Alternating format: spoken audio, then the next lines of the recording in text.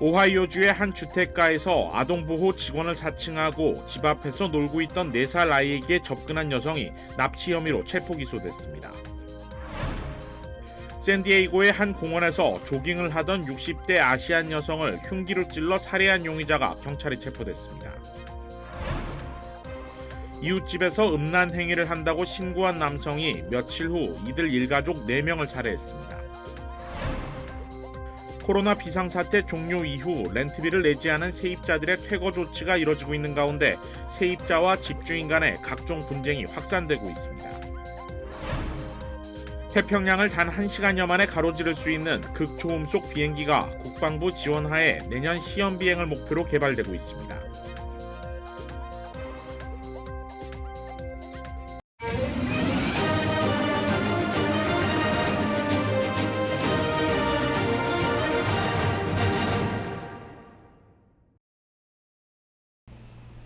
시청자 여러분 안녕하십니까? KBS 아메리카 뉴스입니다. 연방준비제도 제롬 파월 의장이 의회에서 물가를 잡기 위해 추가 금리 인상이 필요하다는 긴축 유지 입장을 재확인했습니다. 보도에 한보경 기자입니다. 올해 기준금리를 정말로 더 올릴 거냐는 의원들의 질문에 제롬 파월 연준 의장은 경제가 예상대로 간다면 2번 더 금리를 올리는 게 현재로선 꽤 정확한 예측일 것이라고 답했습니다. 15개월 만에 기준금리를 동결한 것과 관련해서도 금리 인상을 멈춘 게 아니라 연 5%대까지 빠른 속도로 끌어올린 금리를 일단 유지하기로 결정한 거라고 했습니다. 금리 인상 초반기엔 속도가 중요했지만 지금은 경제에 미치는 영향을 살펴봐가면서 금리를 올리는 게 더 적절하다고도 했습니다. We never used the word pause, and a big majority believes raise rates twice this year. And I think that's a pretty good guess of. 연준의 긴축 기조가 앞으로도 계속될 거라는 입장을 의회에 나와서 재확인한 셈인데 파월 의장은 물가 상승률을 끌어내리기 위해선 그럴 수밖에 없다고 했습니다. 상승세가 둔화되고는 있지만 탄탄한 고용시장 등에서 오는 물가 상승 압력은 여전히 높다고 강조했습니다. Labor demand still substantially exceeds the supply of available workers. Inflation pressures continue to run high, and the process of getting inflation back down to 2% has a long way to go. 연준은 지난주 열린 통화정책회의에서 기준금리를 5에서 5.25% 구간으로 동결하고 올해 최종금리 전망치를 5.6%로 제시하며 2차례 추가 인상을 시사한 바 있습니다. 연준의 추가 인상 메시지에도 이른바 반등 랠리를 펼친 시장에 파월 의장이 의회에 나와서 일종의 경고 메시지를 던졌다고도 볼 수 있는데 일단 오늘 뉴욕 증시 주요 지수는 일제히 하락 마감했습니다. 뉴욕에서 KBS 뉴스 한보경입니다. 아동보호소 직원을 사칭해 4살 아이에게 접근한 여성이 납치와 유인 혐의로 기소됐습니다. 보도에 윤범수 기자입니다. 한 여성이 집 앞에서 자전거를 탄 채 놀고 있는 아이를 향해 다가갑니다. 잠시 후 아이가 엄마를 부르러 들어갑니다.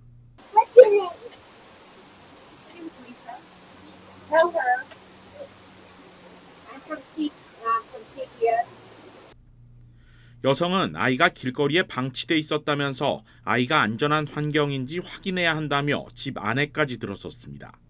이후 여성의 말투와 행동을 수상히 여긴 엄마가 촬영된 영상을 다시 돌려봤고 여성이 아이의 머리와 몸을 마치 더듬듯 부적절하게 만지는 모습을 확인한 뒤 바로 경찰에 신고했습니다. 경찰에 체포된 올해 44살의 리사 나크렐리는 법원에 제출한 진술서에서 아침부터 술을 마셨고 모자란 술을 더 사러 가던 중에 아이가 방치돼 있는 것처럼 보여 부모에게 겁을 주기 위해 아동보호 직원을 사칭했다고 밝혔습니다. 여성은 현재 아동 납치 미수와 유인 혐의로 구속 기소됐습니다. 차량 강도 등 여러 건의 중범 혐의로 체포된 남성. 경관에게 말을 걸자 경관이 자리에서 일어나 남성을 마주하더니 강하게 안면을 가격합니다.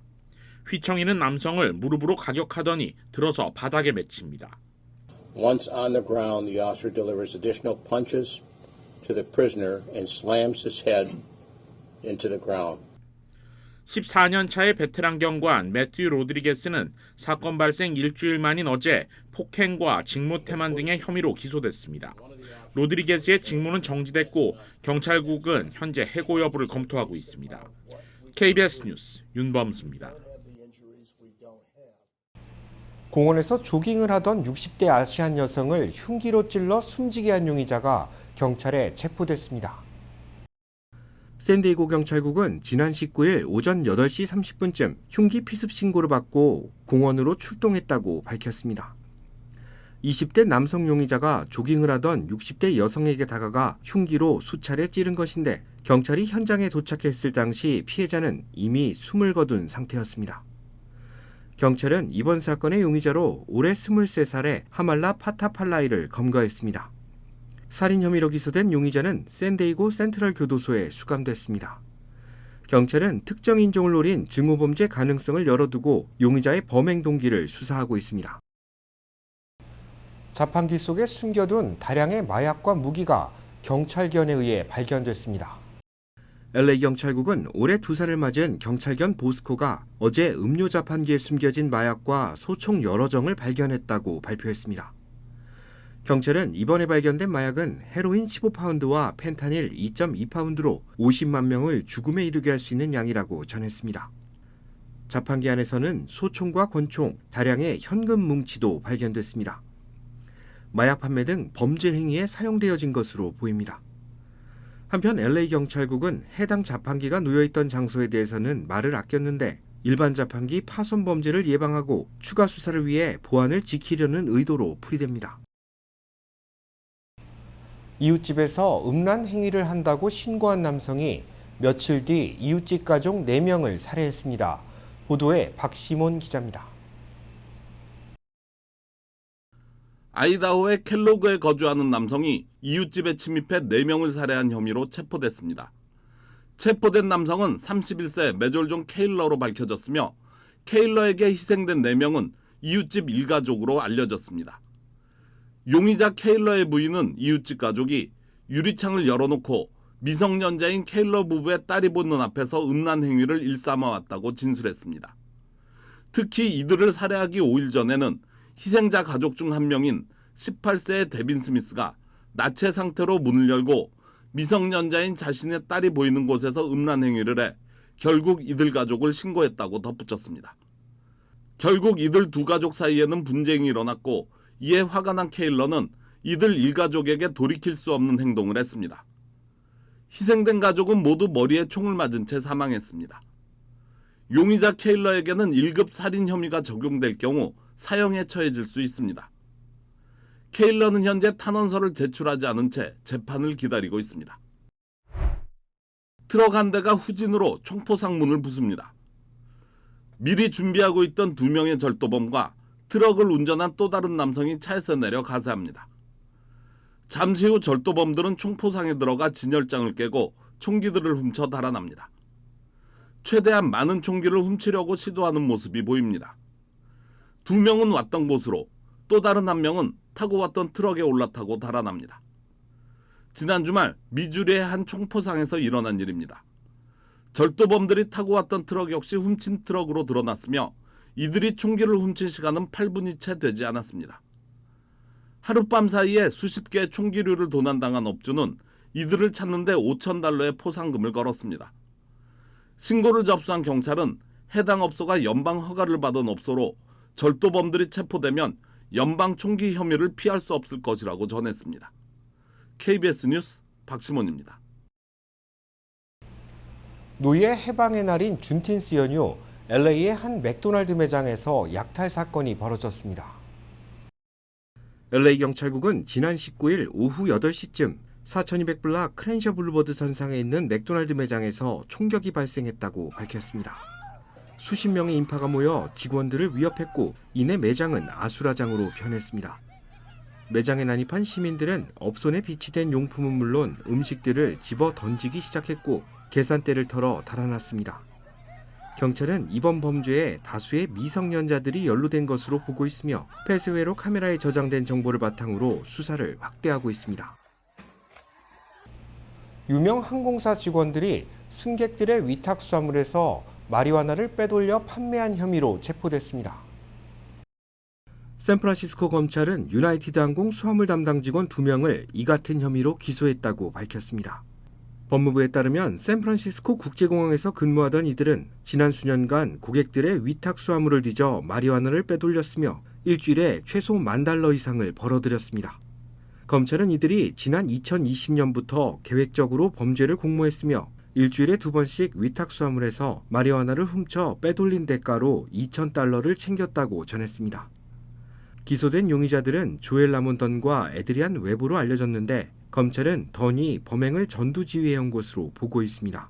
마리화나는 각 주별로 합법과 불법으로 나뉘어져 있고 연방법은 이를 불법으로 규정하고 있어 마리화나를 소지하고 비행하는 것은 도착지별로 문제가 됩니다.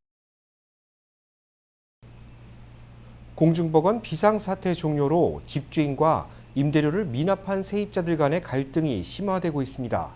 김경일 기자가 오늘 LA 한인회관에서 열린 관련 세미나를 다녀왔습니다.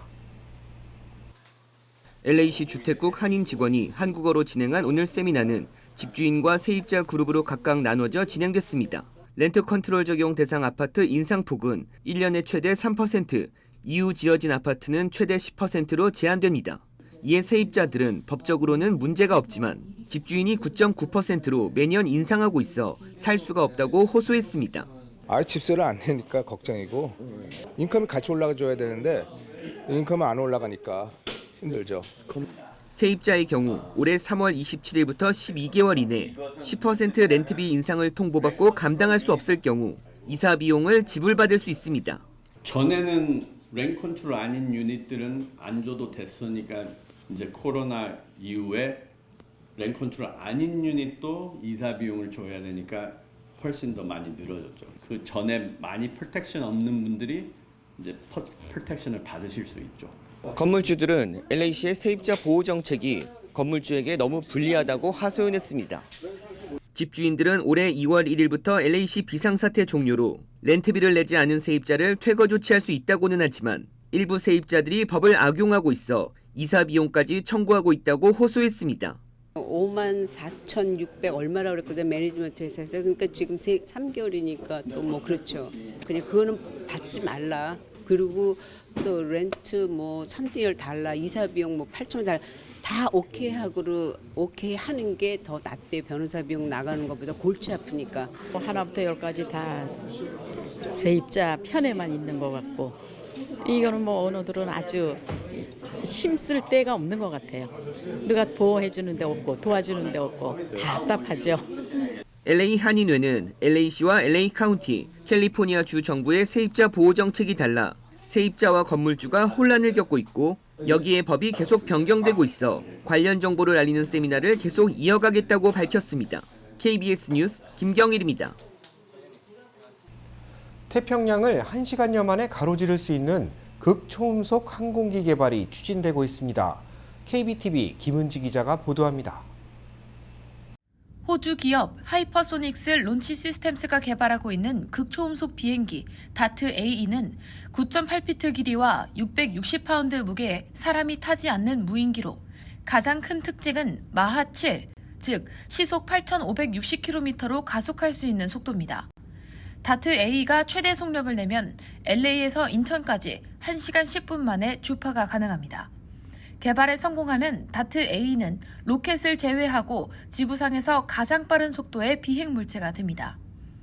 이러한 극초음속을 내기 위해 장착된 엔진은 바로 스크램제트 엔진입니다. 3m 길이의 고온 합금으로 제작된 스크램제트 엔진은 이론적으로 마하 15까지 가속할 수 있습니다. 국방부는 시험 비행이 성공할 경우 미국의 군사 전략에 중대한 변화가 생길 것으로 기대하고 있습니다. 또 이 기술을 민간 항공기에 활용할 수 있다면 긴 비행 시간에 따른 여러 가지 고충을 효과적으로 해결할 수 있게 돼 주목이 쏠리고 있습니다. 또 화물 운송, 개인의 여행은 물론이고 대륙간 출퇴근도 이론적으로 가능합니다. 다만 아직까지 스크램제트 엔진이 상용화되기에는 기술적으로 어려움이 많이 따릅니다.